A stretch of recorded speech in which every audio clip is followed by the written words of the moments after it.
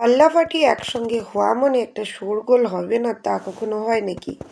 এখানে গভীর আলোচনা চলছে পিকনিক সম্বন্ধে। পিকনিক মানে বাইরে কোথাও আমরা যাব না, আমরা বাড়িতেই পিকনিক করব। আর এখানে একটা আলোচনা সভা চলছে যে কি রান্না হবে বা কী হবে। তারপর দুই জামাই বেরিয়ে পড়লো বাজার করতে। আমার বরকে তো দেখতেই পাচ্ছ, গাড়িতে একেবারে রেডি। আর ওখান থেকে আমার জেঠুর ছেলে যাবে আর মোর বর, সবাই মিলে ওরা বাজার করতে চলে যাচ্ছে। আর বাজার মোটামুটি বিকেলের মধ্যে কমপ্লিট হয়ে গেছিলো, কিন্তু ঘর ফেরত এলো সন্ধ্যের পরে। তারপর এখানে কাটাকুটি চলছে, এখানে আমার সব বৌদিরা সবাই মিলে বসে আনাজ কাটছে।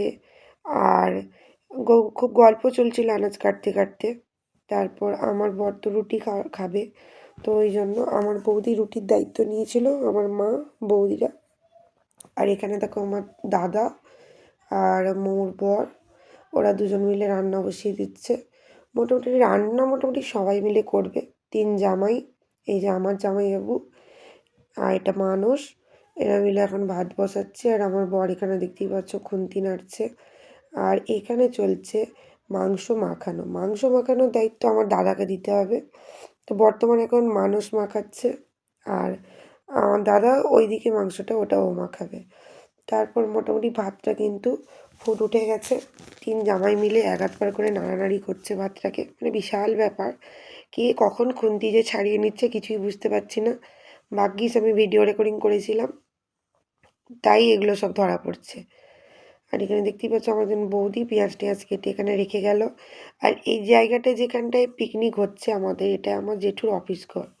জেঠু যখন বেঁচে ছিলেন তখন এখানে আমার জেঠুর মিটিং হতো, সবাই এসে এখানটায় বসতো। এখন ভাঙা হয়ে গেছে, কিন্তু অনেক স্মৃতি রয়েছে এই জায়গাটায়। এরা হচ্ছে এখানে দাঁড়িয়ে দেখছে আমার দিদিভাই আর মাসি, এরা হচ্ছে দর্শক।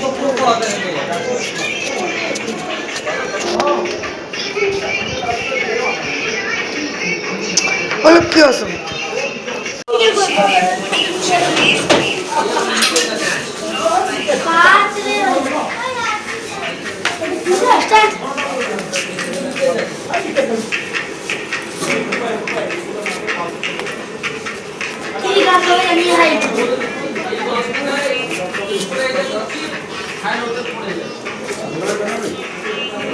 ছোটদের আনন্দটা তো দেখলেই, ওরা ওখানে নাচ গান করছে, আনন্দ করছে, মজা করছে।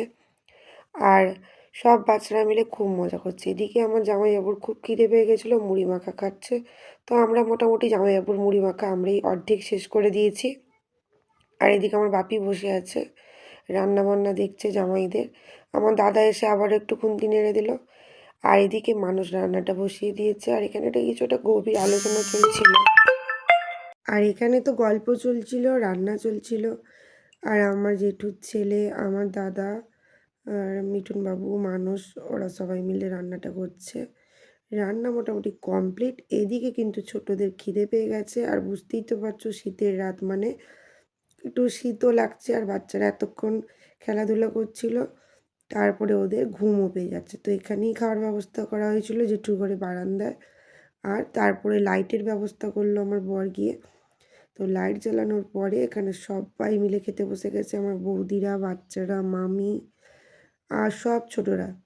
আর আমি আমার ছেলেকে খাওয়াচ্ছিলাম। আর রান্নাটা অপূর্ব করেছিল মানুষ, খুব সুন্দর রান্না হয়েছিল, সবাই মন ভরে খাচ্ছিল। আর আমার বাপিকে যে দেখলে এতক্ষণ বসছিল, আমার বাপি মাংস খাবে না, 1 বছর তো মাংস খাবেই না, আর এমনিতে তো মাংস খাওয়া পছন্দ করে না। আর এখানে দাদা খেতে দিচ্ছিল। আমার ছেলে প্রায় ঘুমিয়েই যাচ্ছিল, ওর মাসিমণি চাদরটা নিয়ে নিয়েছে, ঘুরেছে।